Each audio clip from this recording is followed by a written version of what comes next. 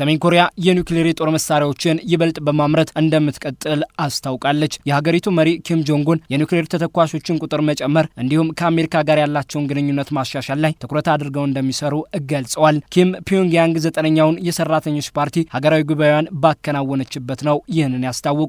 ለሳምንት የቆየው ጉባኤው በወታደራዊ ሰልፍ እየታጀበ ሆኗል። ኪም ጆንግ ኡን ኒውክሌር የታጠቀው ጦራቸው አዳዲስ የጦር መሳሪያ ስርዓቶችን እንዲገነባም አዘዋል። አዳዲሶቹ የጦር መሳሪያ ስርዓቶችም ከህዋ ስር መወንጨፍ የሚችሉ አህጉር አቋራጭ ባላስቲክ ሚሳኤሎችን፣ የስልታዊ የኒውክሌር የጦር መሳሪያ ተተኳሾችና የአጭር ርቀት ሚሳኤሎችን ያካተቱ ናቸው። ኪም በልዩ ሁኔታ የሀገራቸው ዓለም አቀፍ ክብር ከፍ ማለቱንም ጠቅሰዋል። ይህም ከቀጣዮቹ 5 ዓመታት ግብ ጋር የሚጣጣም መሆኑን ጠቁሟል። ሰሜን ኮሪያ በየ5 ዓመቱ አጠቃላይ የፓርቲ ጉባኤ የሚታካሄድ ሲሆን በዘንድሮ ጉባኤው ቀጣይ የሀገሪቱ መሪ ሆነው እንደሚቀጥሉ ኪም ጆንግ ኡን ያለ ተቀናቃኝ እንደተጠበቀው ሁሉ አረጋግጠዋል። ኪም ከአሜሪካ ያላቸውን ግንኙነት ለማሻሻል ትኩረት አድርገው እንደሚሰሩ በገለጹበት ደቡብ ኮሪያ ላይ ግን ዝተዋል። ደቡብ ኮሪያ ከአሜሪካ ጋር የሰሜን ኮሪያ ስጋትን ከመከላከል አንጻር ጠንካራ ወታደራዊ አጋርነት እንዳላት ይታወቃል። ኪም ጆንግ ኡን ኒውክሌር የታጠቀችው ሀገራቸው ደቡብ ኮሪያን ሙሉ ለሙሉ ልታጠፋት ትችላለች ሲሉ አስጠንቅቀዋል። ይህንን የምታደርገው ግን ደቡብ ኮሪያ ለደህንነት ስጋት ከሆነች እንደሆነ ጠቁሟል። ደቡብ ኮሪያ በቅርቡ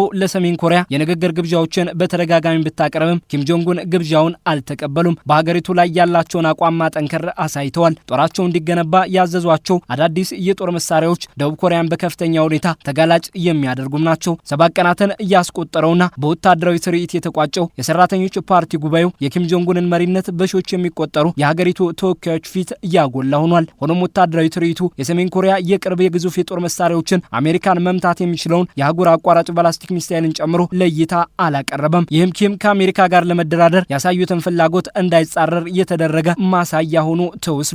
ኪም ጆንግ ኡን የሀገራቸው የኒውክሌር ባለቤት ሀገርነት ክብር መጨመሩን በገለጹበት አሜሪካም ለመነጋገር ፍላጎት ካላት ሰሜን ኮሪያን በተመለከተ የያዘችውን የጥል ፖሊሲ እንድታሻሽል በመጠየቅ ለንግግር ያላቸውን ዝግጁነት አንጸባርቀዋል። ከደቡብ ኮሪያ ጋር የቀረበላቸውን የድርድር ግብዣ ግን ውድቅ አድርገውታል። የደቡብ ኮሪያ የውህደት ሚኒስቴር በበኩሉ ኪም የሀገራቱን ግንኙነት በጠላትነት መፈረጃቸው አጸጻሽ ነው በማለት ደቡብ ኮሪያ ለሰላም ጥረት ትታገሳለች ብሏል። ኪም ከ2024 ጀምሮ በደቡብ ኮሪያ ላይ ያላቸውን ጠንካራ አቋም ይበልጥ ያጠነከሩ ሲሆን በጦርነት የተለያዩት የሁለቱ ኮሪያዎች ሰላማዊ ውህደትን በመቃወም ደቡብ ኮሪያን በቋሚ ጠላትነት ፈርጀዋታል። ከአሜሪካ ጋር ያላቸው ግንኙነት ግን እንዲሻሻል ጽኑ ፍላጎት አንጸባርቀዋል። ሆኖም ከአሜሪካ በኩል የተጣሉባቸው ማዕቀቦች እንዲነሱላቸውና የኒውክሌር ባለቤትነት ሀገር እውቅና ለማግኘት ኪም ብዙ ማሻሻያዎች ይጠበቅባቸዋል። የአሜሪካው ፕሬዚዳንት ዶናልድ ትራምፕ ከሰሜን ኮሪያው መሪ ኪም የመገናኘትና የመነጋገር ፍላጎታቸውን ማንጸባረቃቸው ሲታወስ ኪም ፒዮንግያንግ የኒውክሌር ባለቤት ሀገርነቷን እንድትተው ዋሽንግተን መፈለጓን ካቆመች ለንግግር ዝግጁ መሆናቸውን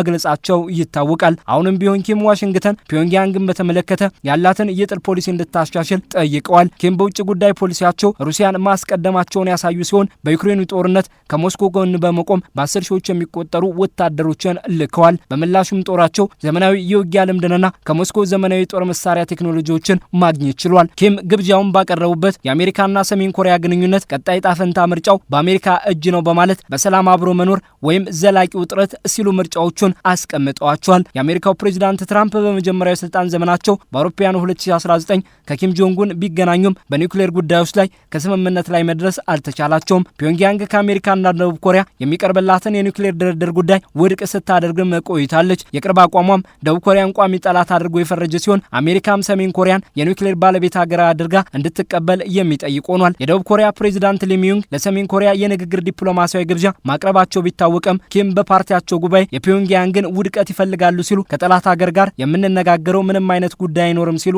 ተናግረዋል። ድንበር ከመጋራት ማምለጥ ባይቻልም በሰላም ለመኖር ከኛ ጋር ያላትን ግንኙነት ሙሉ ለሙሉ መተውና እኛን ከማስቆጣት መታቀብ ብቸኛው አማራጭ ነው ሲሉም አጽንኦት ሰጥተዋል። ሰሜን ኮሪያ የጦር መሳሪያ አቅሟን በማጠናከሩ በቀጠለችበት በቀጣዮቹ 5 ዓመታትም የኒውክሌር የጦር መሳሪያ ተተኳሾች ምርቷን ለማፋጠን እቅድ ይዛለች። በአውሮፓውያኑ 2023 የመጀመሪያ ወታደራዊ ሳተላይትን ያመጠቀችው ሰሜን ኮሪያ የኒውክሌር ተሸካሚ የባህር ሰርጓጅ መርከብንም የመገንባት ሂደት ላይ ናት። ፒዮንግያንግ ከውሃ ስር መወንጨፍ የሚችል የአህጉር አቋራጭ ባላስቲክ ሚሳኤል ያላት ከመሆኑ ጋር በተያያዘም የባህር ሰርጓጅ መርከቡ ተገንብቶ ሲጠናቀቅ የወታደራዊ አስፈሪነቷን በእጅጉ የሚጨምረው ይሆናል። ከየብስ ተገዳዳሪነት ወደ ባህር ተገዳዳሪነትም የሚያሸጋግራት ነው። ኪም ጆንግ ኡን የጦር አቅማቸውን ይበልጥ በማጠንከር እቅዳቸው በሰው ሰራሽ አስተውሎት የበለጸጉ ሰው አልባ አውሮፕላኖች፣ የጠላትን ወታደራዊ ማዘዣ ማዕከላት የሚያወድሙ የኤሌክትሮኒክ የጦር መሳሪያዎች፣ ይበልጥ የዘመኑ የስለላ ሳተላይቶች ብሎም ምንነታቸው ያልተለየ የጠላትን ሳተላይቶች ማጥቃት የሚችሉ የጦር መሳሪያዎች እንዲገነቡ ጥሪ አቅርበዋል። ጦራቸው በደቡብ ኮሪያ ኮሪያ ድንበር ያለውን የኒውክሌር የጦር መሳሪያዎች ተከላ